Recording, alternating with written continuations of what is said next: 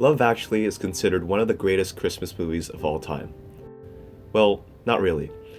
It's often criticized for its lack of character development, but to me, Love Actually is the greatest movie of all time. All of the intertwining love stories make me feel really lonely in the happiest time of year, Christmas. And that's what I love most about it. The reality check that I'll always be alone. But that's not what this video is about. Today, we're going to be talking about what I consider to be the greatest mystery of all time. And that is the sexuality of Andrew Lincoln's character, Mark. With all the evidence I'm about to show you, I hope to convince you that Mark is in fact gay. It is obvious that Mark is not in love with Keira Knightley, but in fact with his best friend, Peter. You may say, Mark is clearly in love with Keira Knightley. Why would he be doing all these romantic gestures?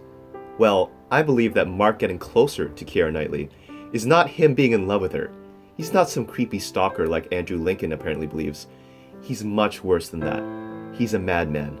I believe that this is a case of keeping your friends close, but your enemies closer. I believe that Mark thinks Keira is a threat to him and Peter's relationship. Take a look in this opening scene where he coordinates and choreographs a whole choir, band, and professional singer to all surprise the couple at their wedding. Is this really for Keira Knightley? I mean, she is in her prime and all, but I believe this whole surprise was put on for Peter. Watch this scene of Mark and Peter reminiscing about something very interesting at the beginning of the movie. No surprises? No surprises. Not like the stag night. Unlike the stag night. Do you admit the Brazilian prostitutes were a mistake? I do. And it would have been much better if they'd not turned out to be men. That is true. Maybe he wasn't disappointed by the fact that the prostitutes were men after all. Maybe Mark was testing to see if Peter would have enjoyed the company by men, to test the waters to see if a relationship with Peter could possibly work.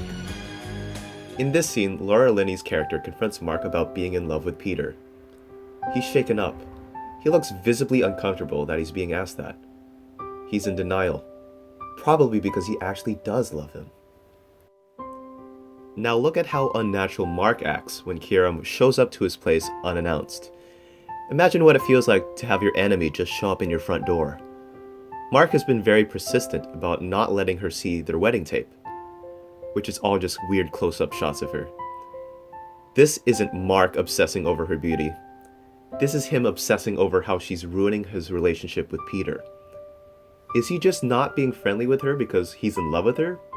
I don't think so. That doesn't make sense. He's uncomfortable because he actually hates her. I mean, she says it herself, that he doesn't even know her. They're not even friends. But you never talk to me. You always talk to Peter. You don't like me. I hope it's useful. Don't show it around too much. It needs a bit of editing. Listen to what Mark says after Keira kisses him. Which, for the record, is straight up cheating, and I do not endorse this action whatsoever. Anyway, so listen to what he says.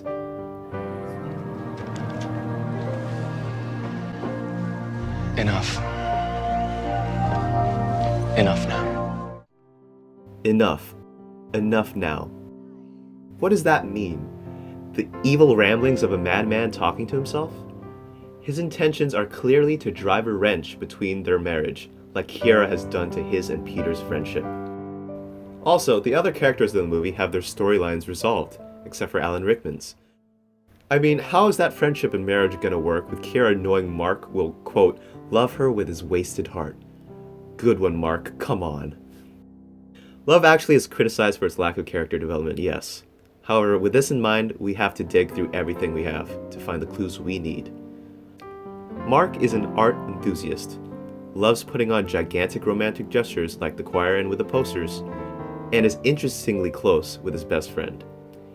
He takes advantage of the fact of Keira finding about his tape, and spins it in a way that he can get closer to her just to ruin Peter and Keira's marriage. Is this plan successful? I guess we'll never know.